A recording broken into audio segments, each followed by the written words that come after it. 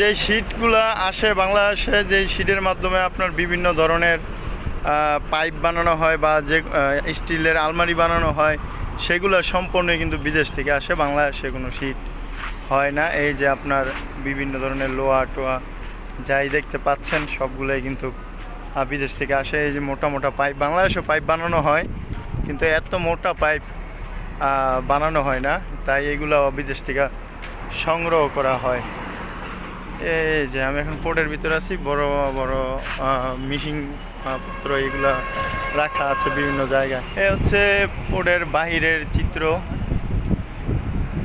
খুবই ভালো লাগে, মাঝে মধ্যে আসা হয়। মাঝে মধ্যে বলতে মাসে 5-6 বারই পোর্টের ভিতরে ঢোকা হয়। এই যে বড় বড় মোটা মোটা লোহা, যদিও এগুলো আমাদের বাংলাদেশেও তৈরি হয়, তবু বিদেশ থেকে আসে।